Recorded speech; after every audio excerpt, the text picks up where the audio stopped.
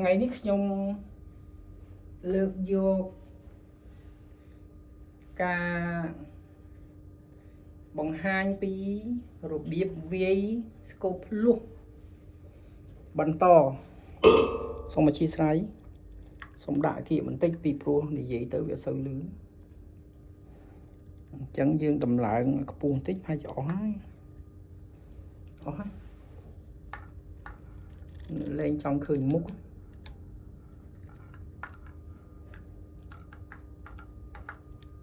សូមអធិស្ឋានដោយសារខ្ញុំទើបតែចាប់ផ្ដើមធ្វើការសូរអញ្ចឹងវាមានការខុសឆ្គងបន្តិចបន្តួច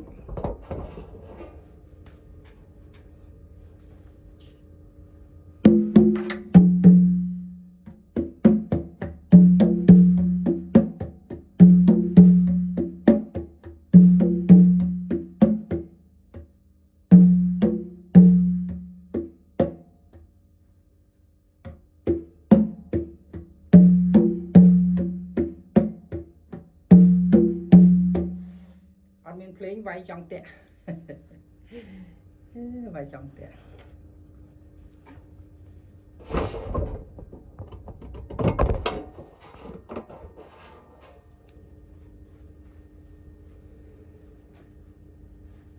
ដូចនេះមុននឹងចូលទៅនិយាយពីរបៀបវាយស្គរស្លាប់បាទស្លាប់ខ្ញុំសូមរំលឹកពីធូហៀលផែន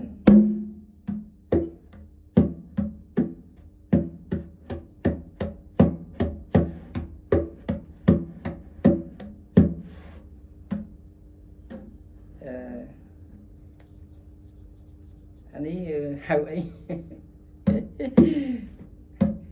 កែងដៃមិនមែនកែងចុងបាទអាកន្លែងហ្នឹងអត់ត្រូវទេណា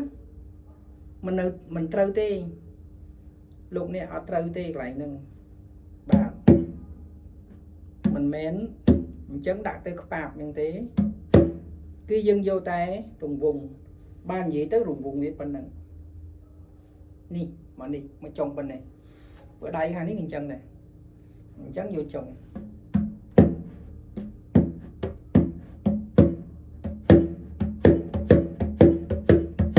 បកដោយកតុយត្រី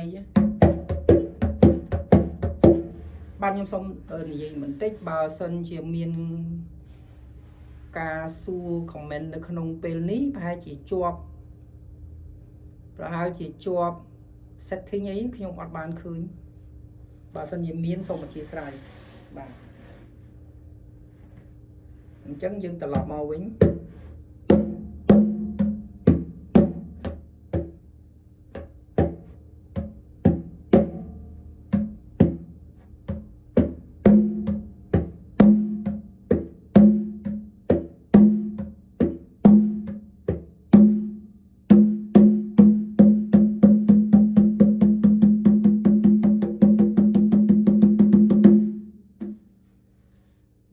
យើងរំលឹក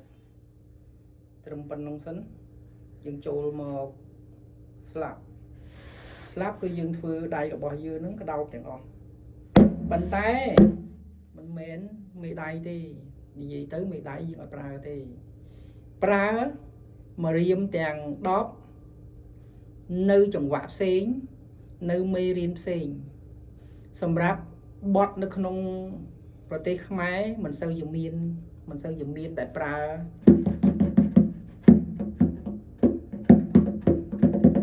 មិនសូវជាមានទេបាទបើខាងឥណ្ឌូនេស៊ីមានឃើញគេប្រើចង្វាក់រំវងបាទគេវាយស្គរគេទៅប្រហែលជាទុង7អ៊ីងអីប៉ុណ្នេះបាទគាត់វាយទៅលន់ពេកប៉ក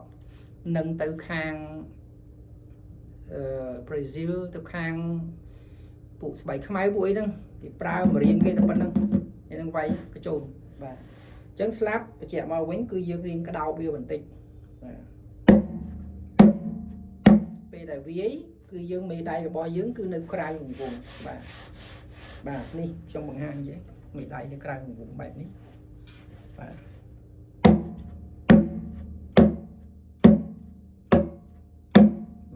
អត់អញ្ចេះមិនទេអត់កថេកអញ្ចឹងទេបាទគឺក្តាប់អញ្ចេះបា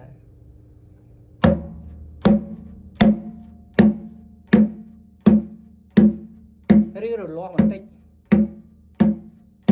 បាទមេដៃនៅនឹងអាចប៉ះនឹងប៉ះដែរជួនកាលខ្ញុំវាយទៅឡើ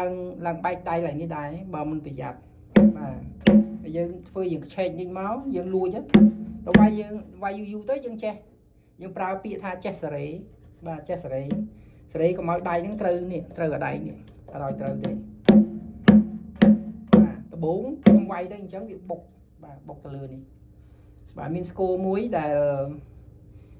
brand name វាគឺតូកាបាទតូកាវ៉ាន់នេះគឺនឹងក្រោមអញ្ចឹងយកមកវាយអត់ត្រូវដៃ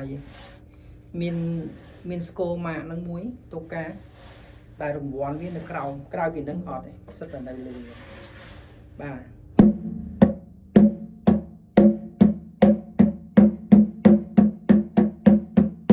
ស្លាប់គឺផ្ទះទៅ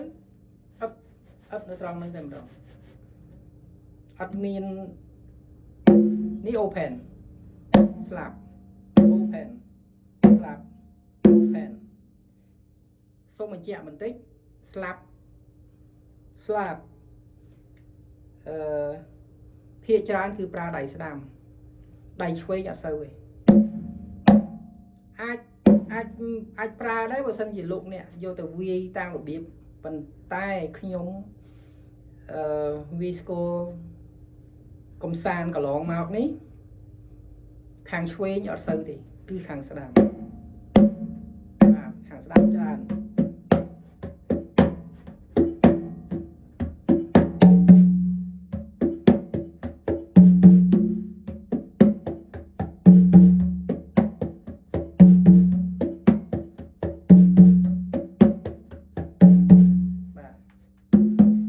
ចំណែកឯ open ក៏ចឹងដែរសូមបើកវងចោតតិច open ក៏ខ្ញុំអត់បានប្រាប់ open ហ្នឹងបើនិយាយទៅគេហៅថា bass បាទ open គឺជាសំឡេង bass បាទអញ្ចឹងដៃស្ដាំនេះភាគច្រើនគឺ slap open ចំណែកឯ heel toes ក៏ប្រើដែរ heel toe ក៏ប្រើដែរដៃស្ដាំបើដៃឆ្វេង heel toe ហ្នឹងគឺច្បាស់ហ្មង open មកល្មមវាទៅតាមបទនីមួយបាទទៅតាម nature របស់បទនីមួយដែលវាត្រូវការអញ្ចឹងត្រឡប់មកវិញស្លាប់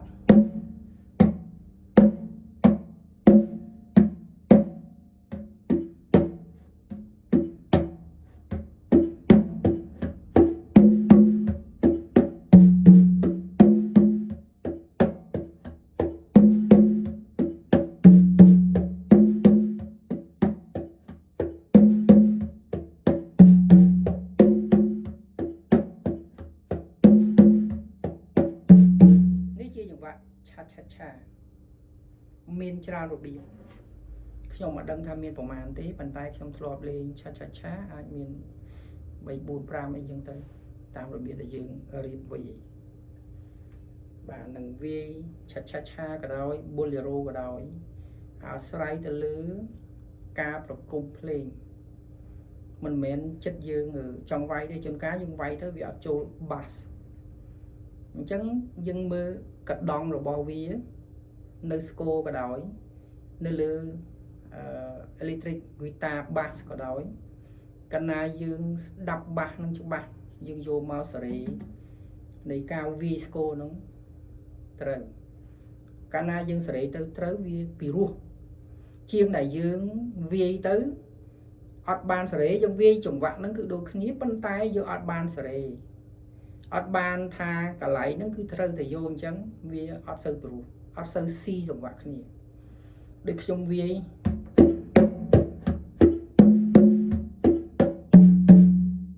នេះឆា basic គឺធម្មតាអញ្ចឹងប៉ុន្តែបើសិនជាបទមួយចំនួន kia ăn viên chẳng này kia viên phải chát không rồi cắt vô bẹt đá vô từ kia anh vay chẳng màu mình kia anh vi open môn của bạn open nó từ cào của bạn nâng cắt mũi cần nát kia đạp tới tam lẹ cái nạo bọt bọt mùi chắc là lớn mình trong mix nhung mix hiếu thố sạp hiếu thố sạp hiếu thố sạp hiếu thố sạp hiếu thố sạp thố hiếu thố open hiếu thố sạp thố hiếu thố bà ní chia basic robot trong vật cha cha cha dương rock count robot viết làm bấy 1 and 2 and 3 and 4 and 5 and 6 and 7 and 8 and 1 បាទហ្នឹងណាដល់ពេលយើងរាប់ជាខ្មែរយើងថា1និង2និង3និង4និង5និង6និង7និង8និង1អញ្ចឹងមួយមើលស៊ីរបស់វាហ្នឹងបើយើងគិតថាខ្ញុំអត់បានអធិស្ឋានដោយសារដាក់ឃានខ្ញុំជាប់បាទវាជាប់អក្សរភ្លេងមួយមើលស៊ីនោះឧទាហរណ៍មានអា1លើ4តក់តក់តក់តក់អញ្ចឹងកន្លែងហ្នឹង1អាចន្លោះវាហ្នឹង1និង2បាទនឹងខ្ញុំប្រាប់ហ្នឹងសម្រាប់តែអ្នកដែលចេះក្រាន់ហើយបាទអ្នកដែលចេះក្រាន់ហើយសម្រាប់អ្នកដែល beginner ថ្នាក់ដំបូងអត់អាចស្ដាប់បានទេសូមអធិស្ឋានប៉ុន្តែបើមានចម្ងល់សួរបាន comment មកបាទសូមអធិស្ឋានខ្ញុំមើលសិនម៉ោងខ្ញុំមិនឲ្យលើស20នាទីទេពិបាកupload ទៅបាន12នាទីទេអញ្ចឹងខ្ញុំត្រឡប់មកវិញយើងមួយធ្វើមួយណាដើរមួយស្លាប់ធ្វើម៉េចរៀនឲ្យជាប់លាប់និងព្យាយាមដូចខ្ញុំបានជម្រាបនៅវីដេអូទី1ថាខ្ញុំរៀន School Plus នេះអត់មានគ្រូទេខ្ញុំរៀនទៅតាមខ្ញុំ download មេរៀននៅក្នុងអ៊ីនធឺណិតខ្ញុំមើល YouTube ខ្លះខ្ញុំស្រាវជ្រាវខ្ញុំស្ដាប់ភ្លេងរបស់រៀនច្បងពីដើមខ្ញុំស្ដាប់ទៅខ្ញុំស្វែងយល់ប៉ុន្តែខ្ញុំចេះអក្សរតន្ត្រីហើយខ្ញុំចេះហើយខ្ញុំចេះលេងហ្គីតាហើយខ្ញុំចេះលេងសាក់សូហើយខ្ញុំចេះចុចអកហើយអញ្ចឹងខ្ញុំទិញស្គរយកមកខ្ញុំរៀនឆាប់ខ្ញុំរៀនទៅវាឆាប់ចេះនឹងយល់ពីចង្វាក់ទាំងអស់ខ្ញុំស្រាវជ្រាវទៅមាន website មួយគាត់ដាក់ដូចជា18មេរៀន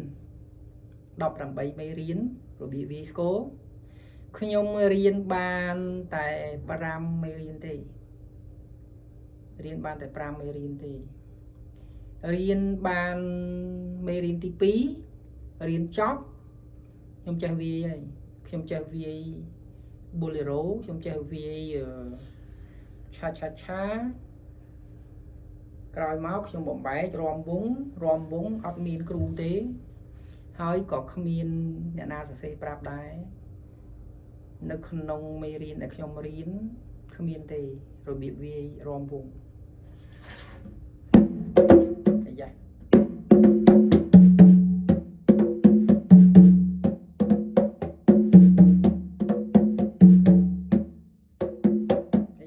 ចង់ច្រឡំ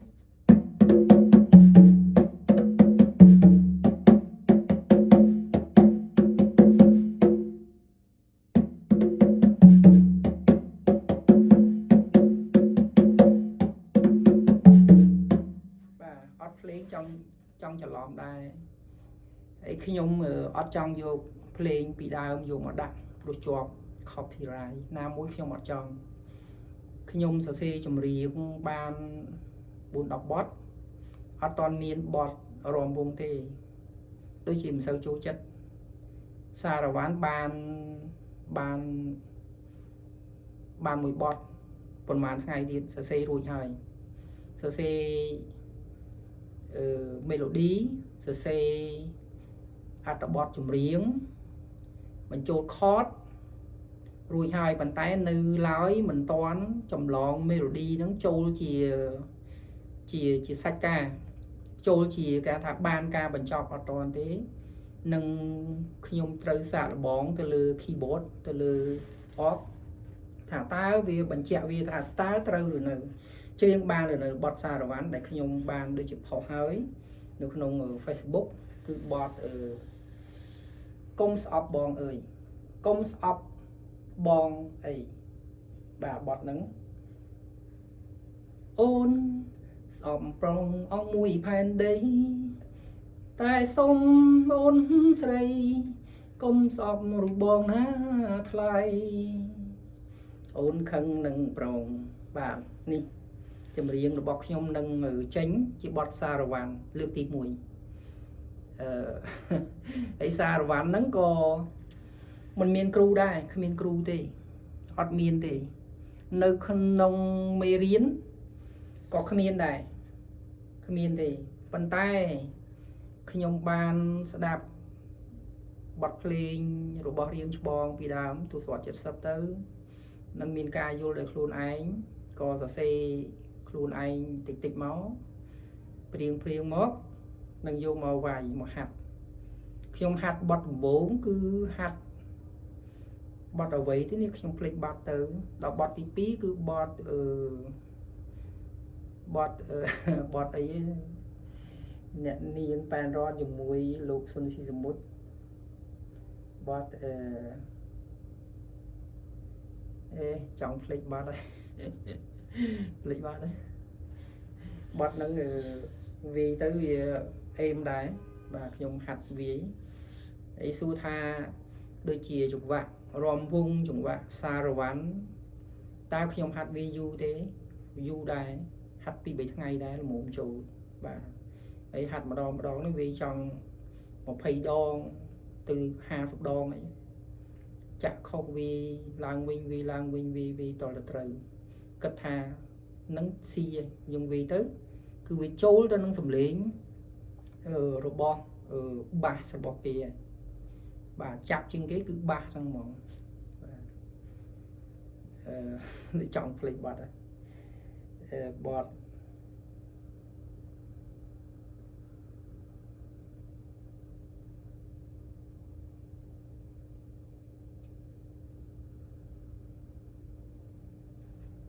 ស្មាន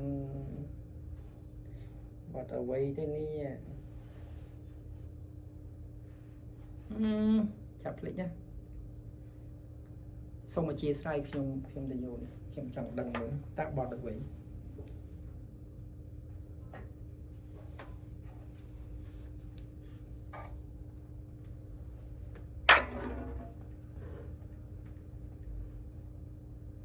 ខ្ញុំធ្វើសូនេះ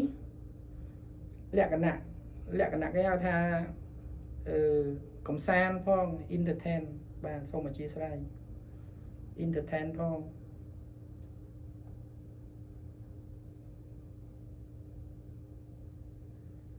video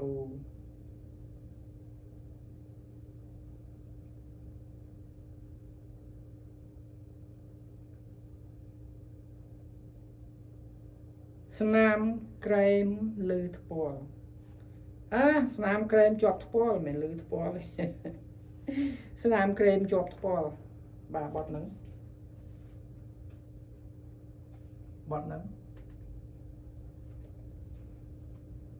ស្នាមក្រែមជាប់ថ្ពាល់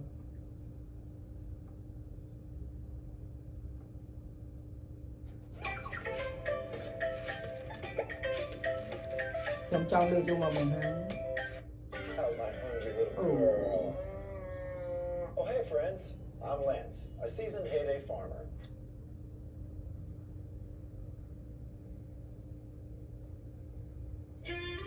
បាទ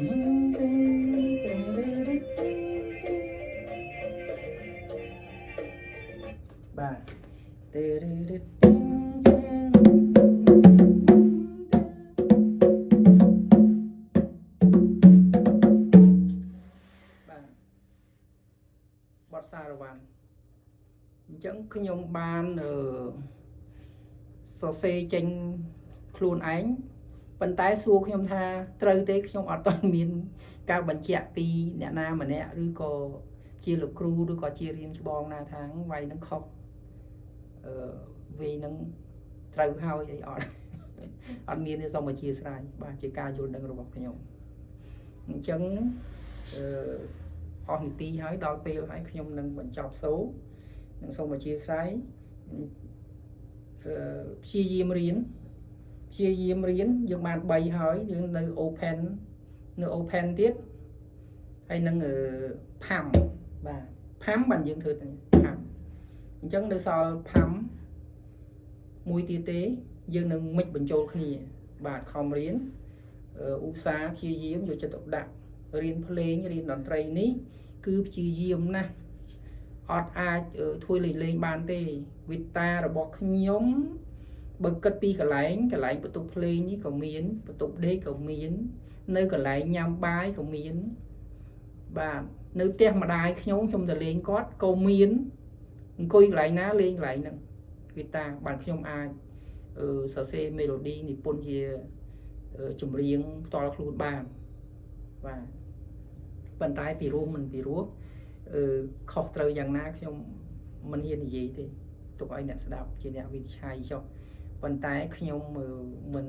យកមកធ្វើជាអាជីពទេចម្រៀងរបស់ខ្ញុំគ្រាន់តែជាការកំសាន្តសប្បាយបាទអរគុណជម្រាបលា